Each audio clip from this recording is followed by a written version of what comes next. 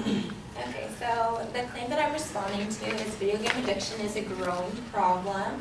The three secondary claims that were used was video game addiction, the problems it causes with social skills and at school, and that video game addiction is growing.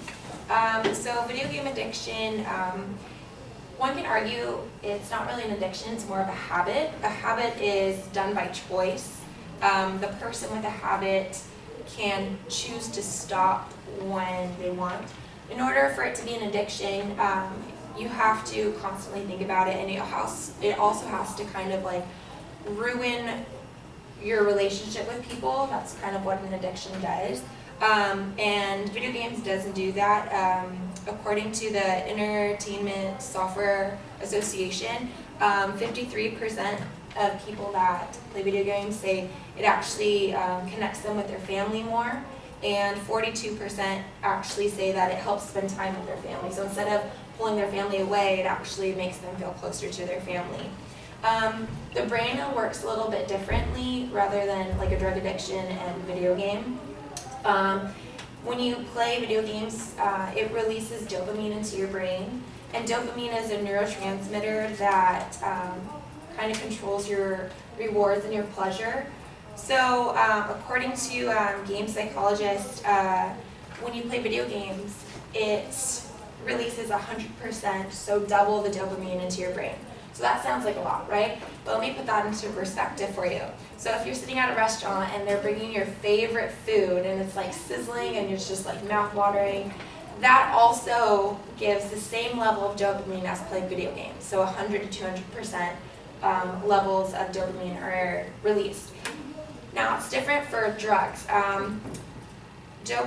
Dopamine can be released from 350% all the way to 1200% more when you're on like cocaine and meth. So you can't really characterize video games and drug addiction in the same category because it just doesn't work. The second claim is that video game causes problems in school and social skills, but video games can actually be very sociable.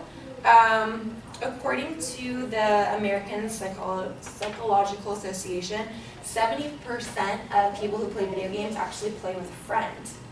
And if they're not with a friend, they play on like virtual world, like Farmville, like that kind of stuff. And so you have to work teamwork, you have to communicate well, that kind of boosts your communication skills, your interpersonal skills. Then that builds better self-esteem, and the more self-esteem you have, the better you can do in school. The American Psychological Association actually did a long-term study in 2013 where the more strategic video games that were played, like role-playing games, the more problem solving was improved, and they actually improved on their grades the next year. So it does kind of help with the cognitive development, and that way they're able to develop those skills and to take them into school with them. The best-selling game of 2015 was a shooting game. 24.5% of games that were sold were shooting games, and that's according to the Entertainment Association. They do a study every year.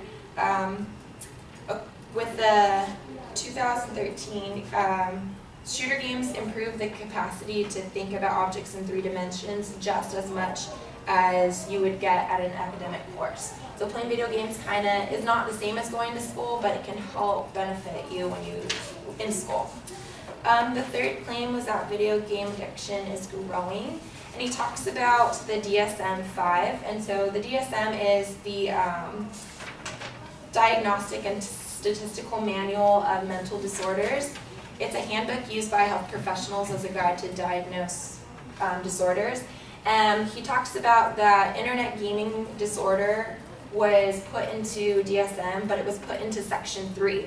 And what he doesn't talk about is what Section 3 is. Section 3 is a part in DSM where they put disorders, or what can be disorders.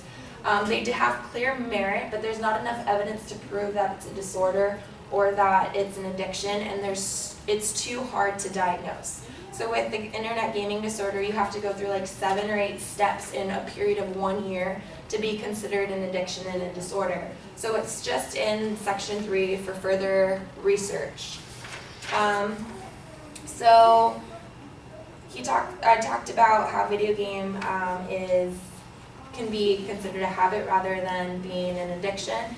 That video games can actually help improve learning skills at school and in social interactions, and that playing video games has yet to be considered a disorder or an addiction, and that's why video games are more of a habit and can actually benefit people who play them.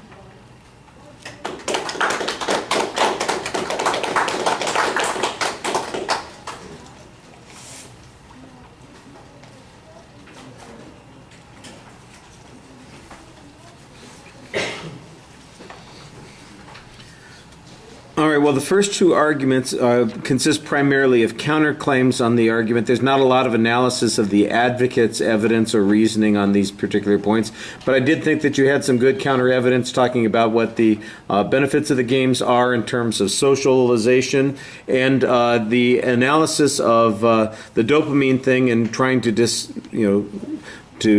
to distinguish between addiction like that occurs with drug use and the kind of positive response that you get from playing the video games was okay. The percentages and the examples, I don't know if those came from research that you're looking at or if that's your explanation. It was not as clearly cited as the earlier information was. On the second point, you do talk a bit, again, about you have good contradictory claims on this point. I don't think there's very much analysis of the advocate's evidence and reasoning, but you do present some information that suggests that there is reason to believe that it is beneficial in the long run. It's for schools and performance. You talk about the sociability they play with their friends. We get a discussion of strategy games and how that improves problem solving. There's a whole discussion of the shooting games. I don't know why the three-dimensional thinking in a shooting game is of critical importance or how it's comparable to anything in the schools. It does sound like it's something that might be interesting, but I'm not sure how it responds to anything that the advocate said on that particular point. And then on your last point, basically, you're suggesting this was the point where there was the most direct clash with an argument that the advocate was presenting, and you in essence suggest that they've left out an important discussion point on the issue, and that is that the classification that the DSM has provided is done primarily because they don't have adequate evidence, they don't have a procedure for testing on it, there's uncertainty, and it demands additional research. So it's not really an indicator of this is a growing problem. It suggests rather that there's a growing need for information on the issue, but that's all. And I thought that, like I said, was much more direct in attacking the argument that the advocate's presenting instead of just relying on a rebuttal issue. All right.